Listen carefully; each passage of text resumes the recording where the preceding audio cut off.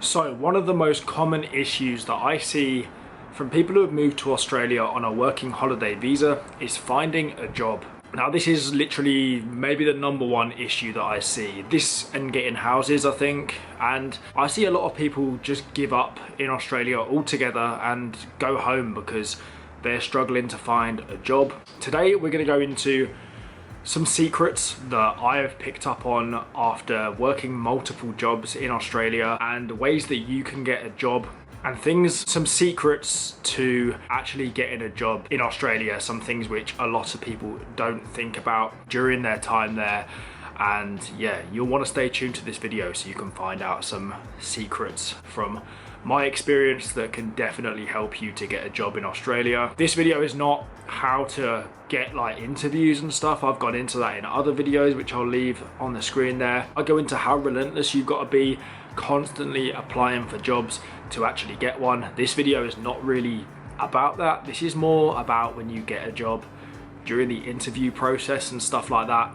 Some top tips to make sure you actually get the job in Australia. Now in Australia, if you're on a working holiday visa, a lot of the time there is a 6-month rule where you can only work for one employer for 6 months. There is ways to get around this, of course. You could just not say anything and keep working there, which I don't recommend doing because it is against your visa conditions. There is ways to get around it. You can actually get the employer to fill out a form which allows you to stay longer than 6 months. So there is ways to get around that. But a common issue with finding jobs in Australia is the visa. Some employers don't like to employ people on a working holiday visa because they know it's temporary. If they're looking to hire someone who's going to work for the company for 3+ years, 5 years, whatever, maybe they've got a long-term vision when hiring someone, then they're going to be against hiring anyone on a working holiday visa because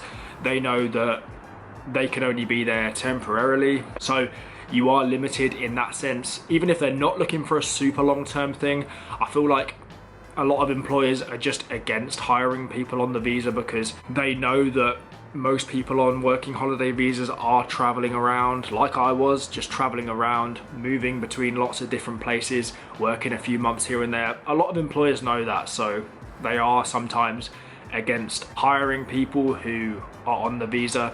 Personally, I never had massive issues with this. I managed to get lots of jobs in Australia every time, really, regardless of my visa, because I was quite smart with certain things that I said and did, which I'll come on to in this video, because you do have to be quite smart with some things in order to get jobs. So when you get invited for an interview, like I was saying, the employers can be a bit funny about you being on a working holiday visa, being a traveler. They sometimes are already a bit hesitant about hiring you, a bit skeptical.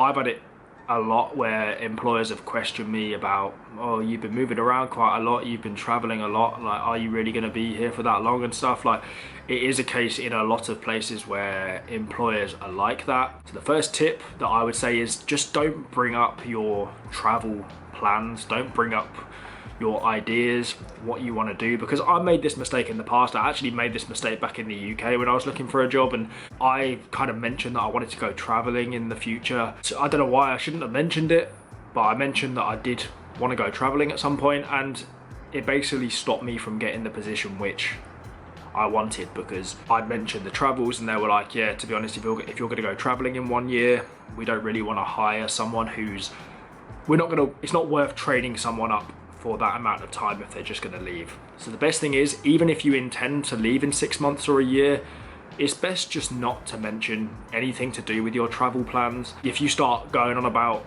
yeah, I've got a few more places I want to see, I want to have a few months off, I want to go traveling there for a few months, instantly they're going to be very hesitant about hiring you because you're not someone that's going to stick around. I wouldn't completely lie and say, oh yeah, don't worry, I'm going to be here for 5 years, I'm going to be a permanent resident. I wouldn't lie and say that. The best thing you can do is just say, I'm excited to start in this job. At the moment, this is what I can bring to this job. I'm really excited to work here and excited to be in this new city that you might be in. Just to explain about the situation. Avoid speaking about the future so much. If they say, are you going to be traveling much more? Just say, I'm not sure, or we haven't really got many plans at the moment. You don't have to go into detail.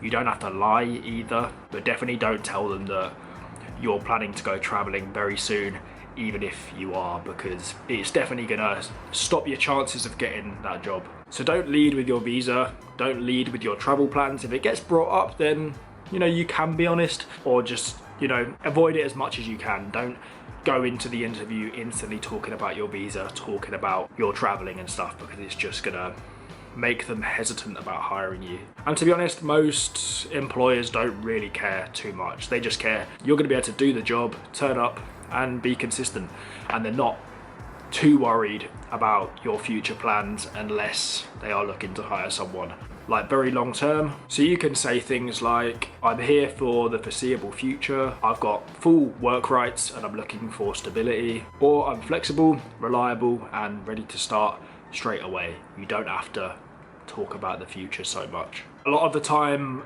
an issue that I've had is they've been a little bit wary because if you look at my CV, especially in Australia, I lived in Sydney, did my farm work up in Queensland, I lived in Adelaide, I lived in Perth. I'd moved around a lot. So on my CV it looks like I'm not exactly consistent in one place, and it has definitely a few employers at interviews have been like, you know, you have been traveling a lot. That is a bit of a concern. And you can say something like, you know, I've done quite a lot of traveling, yeah, but I'm excited to settle down for a bit and, you know, get to work. I want to save some good money. I want to work for a decent amount of time. You don't have to be specific. You don't have to say, oh, I want to do at least a year. I'm definitely going to be in this. You don't want to look like, you know, oh yeah, I'm definitely going to be here a year or two. Don't lie to them, of course. But just say to them, yeah, you know, I've done a few months of traveling, it's been great, but now I'm looking to set up and work for a while. You don't have to go into all the details of, you know, like I said, your future plans. And in terms of the visa, yeah, you don't have to say, I can be here for years, my visa allows me to stay for 3 years. There's no need to go into that really, because realistically a lot of the employers don't know that much about the visa situation and aren't that bothered. You don't need to go into how long you can stay there. Just say, look, I'm here right now, I'm ready to give my all in this job and settle down for a little bit. You don't have to go and say too much. So that's the main takeaways from this video. Don't say too much, don't go into too much detail. Definitely don't lead with your travel plans and your visa, because it's just highlighting it straight away.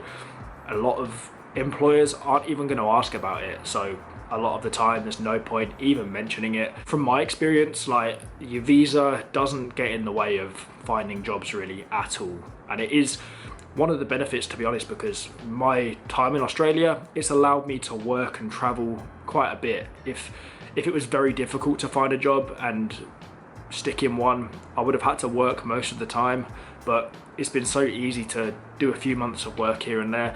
And to be honest, if you're just going for average jobs, hospitality, retail, construction, I think a lot of employers, they're not stupid. They know that people in their 20s are going to be coming through, they're going to be doing a few months of work maybe, and then they're going to continue traveling.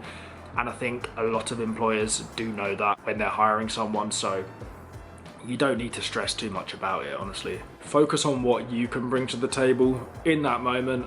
That's the most important thing. So yeah, if you found this helpful, then feel free to give the video a like.